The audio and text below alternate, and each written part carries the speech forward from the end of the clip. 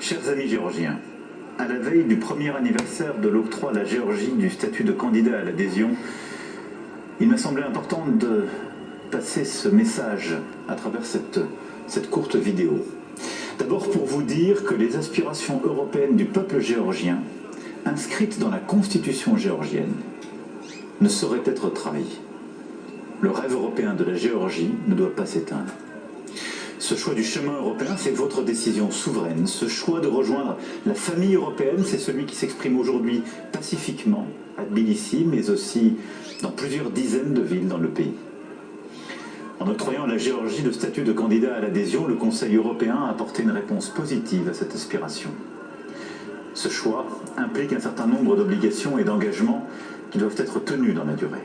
La voie est tracée, la Géorgie peut travailler maintenant main dans la main avec les 27 États membres de l'Union européenne en confiance, afin de construire cet avenir européen, ou attendre et différer, mais attendre quoi et pourquoi? J'en viens à ce que représente ce choix européen.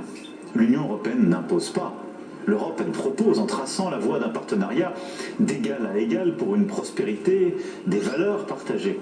L'Europe n'intimide pas, elle ne pratique pas la menace. L'Europe ne cherche pas à semer le chaos. L'Europe ne cherche pas à déstabiliser ou à soumettre ses voisins par la guerre ou par des moyens hybrides. Elle ne cherche pas à semer la division ou la confusion entre ses citoyens. L'Union européenne respecte la volonté souveraine des peuples, l'histoire et l'identité des nations, comme celle millénaire du peuple géorgien. L'Union européenne ne dicte pas ce qu'est l'intérêt national. Elle respecte l'intégrité territoriale, en particulier celle de la Géorgie. Ce n'est pas l'Union européenne qui soutient les sécessionnistes dans votre pays. L'Union européenne porte un projet de paix qui est au cœur de la construction européenne depuis ses débuts. Et ce n'est pas l'Union européenne qui a lancé une guerre d'agression contre un État souverain. Oui, l'Europe, c'est la solidarité, le choix de la paix, la défense collective des intérêts stratégiques communs à une même famille. L'Europe, ce n'est pas le chantage, c'est l'acceptation de règles comme moyen de régler les différends. C'est à la Géorgie de choisir son destin. Et pour cela, la voix des Géorgiens doit être écoutée et respectée.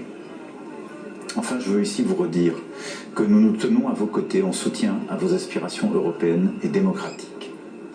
La Géorgie ne peut espérer progresser sur son chemin européen si les manifestations pacifiques sont réprimées avec un recours disproportionné à la force, si les organisations de la société civile, les journalistes, les membres des partis d'opposition sont inquiétés, si les libertés d'expression et de rassemblement ne sont pas respectées.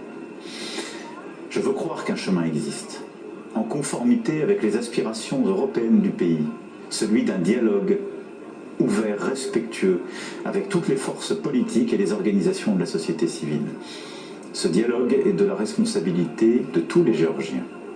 Il doit permettre aux Géorgiens précisément de reprendre en main leur destin. Ce chemin, c'est le vôtre.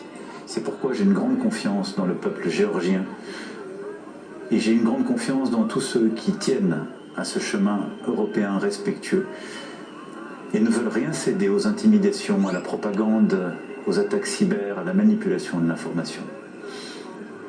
Vive l'amitié entre la Géorgie et la France et vive l'Europe.